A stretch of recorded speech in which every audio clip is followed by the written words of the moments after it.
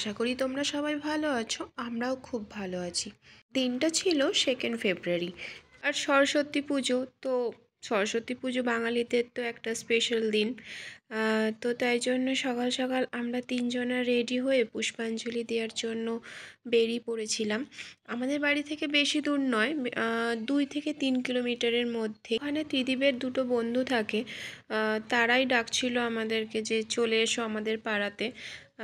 তো সেই জন্যেই সেখানে যাওয়া। একসাথে বন্ধুরা মিলে থাকলে বেশি মজা লাগে, কারণ আমরা যখন বর্ধমানে সরস্বতী পুজোয় বেরোতাম তো সব বন্ধুরা মিলেই একসাথে বেরোতাম, তো তাতে বেশি ভালো লাগে।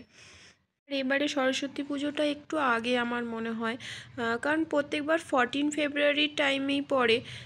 এবারে দেখছি 2 ফেব্রুয়ারি 3 ফেব্রুয়ারি আবার দুদিন হয়েছে।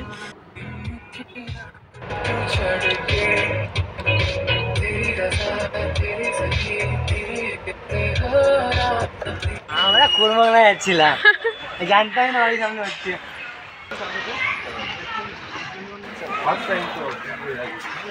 আর এভরি ইয়ার এখানেও হয় না, যেখানে পায় আর কি বছর এখানে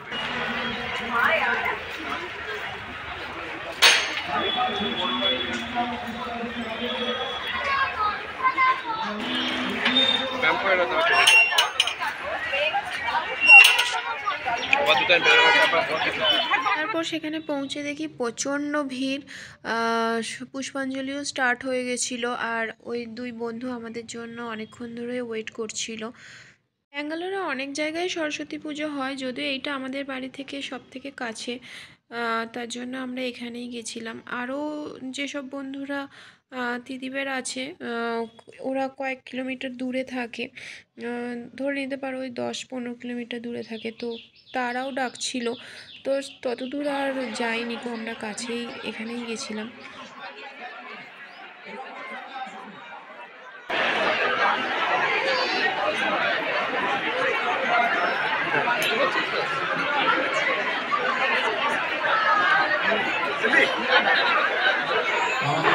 জায়গা ঠিক নেই যেখানে এখন পায়।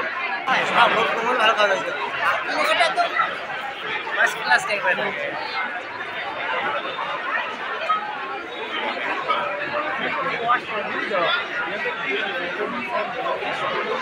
আমাদের 4 জনাকার পুষ্পাঞ্জলি দেয়া কমপ্লিট হলো। এখানে দেখতে পাচ্ছ স্ক্যানার দেখাচ্ছে ওখানে দক্ষিণা দেওয়ার জন্য। তো ত্রিদীপ তার দক্ষিণা দিয়ে দিল। তো যে যার নিজের মতো দক্ষিণা দিয়ে দিয়েছি। তারপর বন্ধুরা মিলে কিছুক্ষণ ওখানেই আড্ডা মারলাম। খুবই মজা হলো সবাই মিলে একসাথে আড্ডা মারতে। বুঝতেই পারছো বাঙালি মানেই আড্ডা, আড্ডা তো ভালো লাগছে।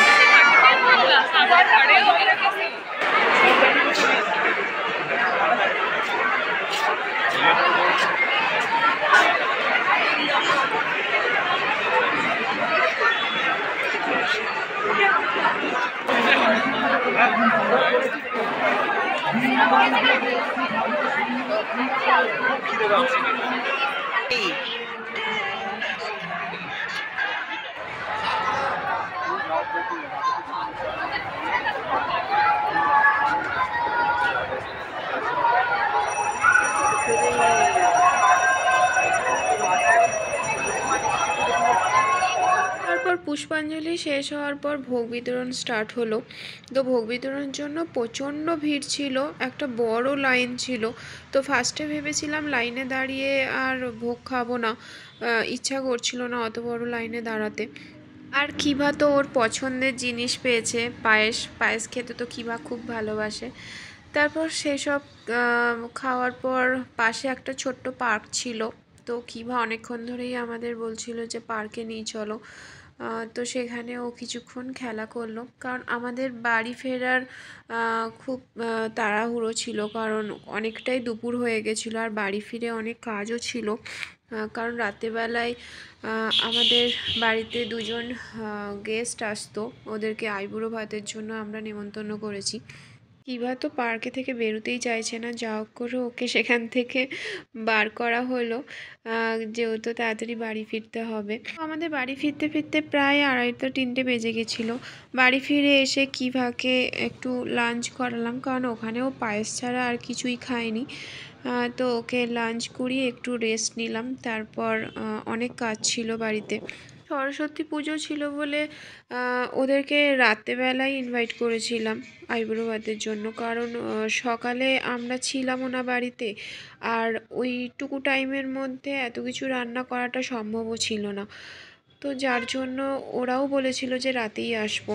এখানে দেখতেই পাচ্ছ 1.5 কেজির মতো চিকেন নেওয়া হয়েছে, আর বড় সাইজের 6-7টা পেঁয়াজ, রসুন, আদা, কাঁচা লঙ্কা বেশি দেওয়া হয়নি কারণ ওরা ঝাল কম খায়, আর 2টো লেবু। আর এখানে আর একটা ইয়েতে নেওয়া হয়েছে কাজু আর পোস্ত, সেটারও একটা ফাইন পেস্ট করে নেওয়া হয়েছে। তো এগুলো সবটারই ফাইন পেস্ট করে নেওয়া হবে। রেসিপিটা ত্রিদীপ বানাচ্ছে। ত্রিদীপ তো অনেক হেল্প করেছে। ও চিকেন চাপটা ওই বানিয়েছে, খুবই ভালো হয়েছিল খেতে, আর ও তো রান্না খুবই ভালো করে। মশলার মধ্যে নেওয়া হয়েছে নুন, হলুদ, জিরে গুঁড়ো, ধনে গুঁড়ো আর গরম মশলা। 1 ঘন্টার জন্য চিকেনটাকে ম্যারিনেট করে রাখা হয়েছিল। এখানে দেখতে পাচ্ছ প্রায় 100 গ্রামের মতো দই, আর এখানে দিচ্ছে আদা, রসুন, পেঁয়াজ, কাঁচা লঙ্কার পেস্ট, আর কাজু বাটা আর পোস্ত বাটা, সব একসাথে মিশিয়ে ফ্রিজে 1 ঘন্টার জন্য ও রেখে দিয়েছিল। যেহেতু চিকেন চাপ হবে তার জন্য চিকেনের পিসগুলো একটু বড় বড় রাখা হয়েছিল, কারণ চিকেন চাপে একটু বড় পিস না হলে ভালো লাগবে না। আর বাড়িতে কোনো গেস্ট আসলে ত্রিদীপ খুব হেল্প করে, আর ও তো রান্না করতে খুবই ভালো পারে। যদিও ওই চিকেন চাপটা ও ফার্স্ট টাইমই বানিয়েছে, তাতেও খুব ভালো হয়েছিল খেতে।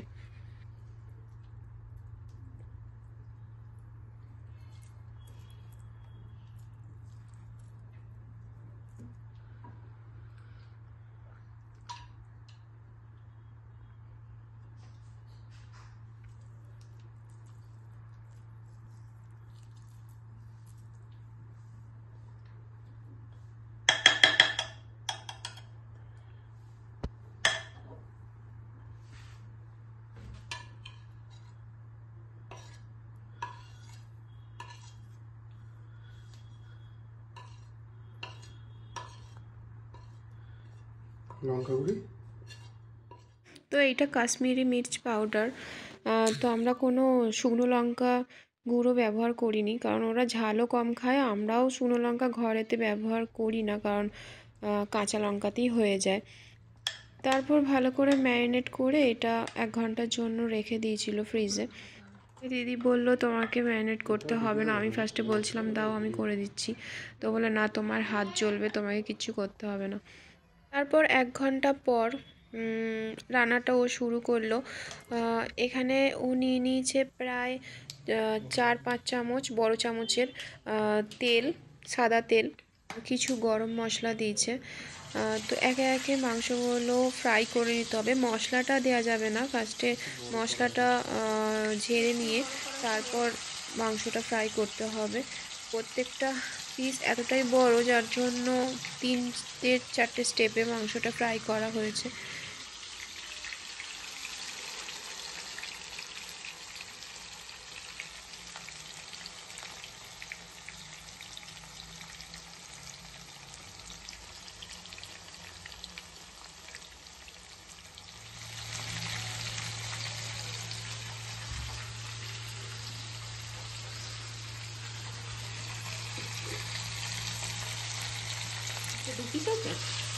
দু পিস আছে বড় বড়,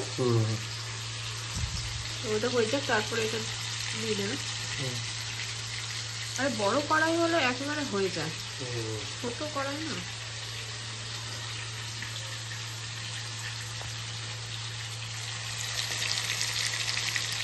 কি করবে এবার, মশলা দেবে নাকি? তেল গরম হয়ে গেছে, বুঝি কাটছে একটু, বড় বড় বুঝগুলো কেটে গেলে কিন্তু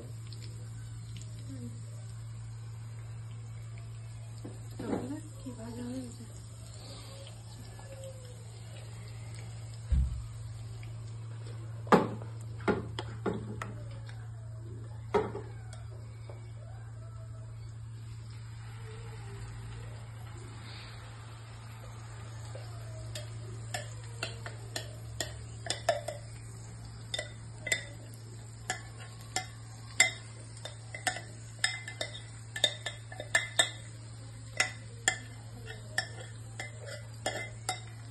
মাংসগুলো একে একে ফ্রাই করে নিয়ে তুলে রাখা হয়েছিল, তারপর মশলাটা ভালো করে ফ্রাই করে নেওয়া হয়েছিল। তো ফ্রাই করে নেওয়ার পর দেখতে পাচ্ছ মাংসগুলো দিয়ে দিয়েছে, তারপর একটু পরিমাণ মতো জলও দিয়েছে যাতে মাংসটা প্রপারলি সেদ্ধ হয়।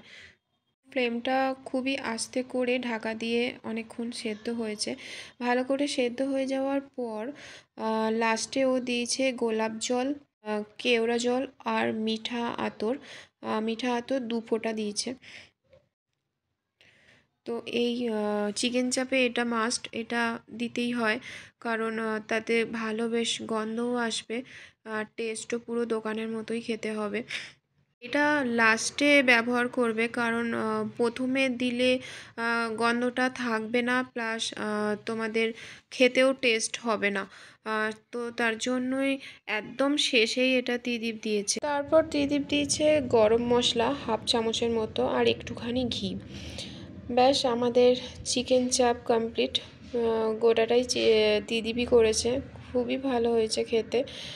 তারপর আমি বানিয়েছিলাম বিরিয়ানিটা যদিও তোমাদের আগের সপ্তাহে আমি দেখিয়েছি, প্রন বিরিয়ানি করেছিলাম, তো সেটা আমি আর আলাদা করে তোমাদেরকে এই ভিডিওতে দেখাচ্ছি না।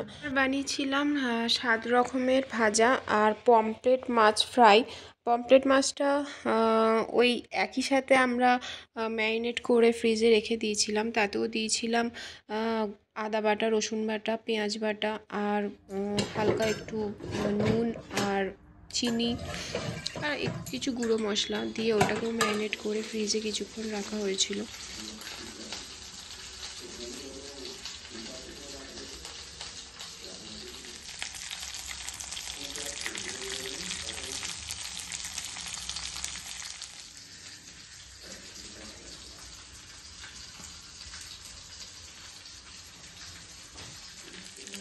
তো পাপাকে জিজ্ঞেস করে আসো, যাও পাপাকে জিজ্ঞেস করে আসো। এরা চলে এসেছে, এদের দুজনেরই আইবুড়ো ভাত। একজন থাকে বর্ধমানে মানে তমফুন, আর পামিলা থাকে কলকাতায়। তোমরাও কিন্তু খাবে আমাদের সঙ্গে না, তখন না আমি এই সাইডে, আমাকে এই সাইডে ভালো আসবে ছবি।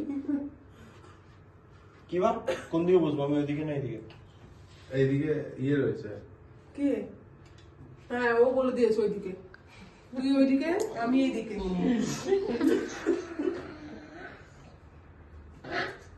আয় তমক না ওখানটা বস, একটা ছবি তুলে দিক। ওদের তো খাবার দাবার খুবই ভালো লেগেছে। ভিডিওটা ভালো লাগলে অবশ্যই একটা লাইক করবেন আর শেয়ার করবেন। Tata, by.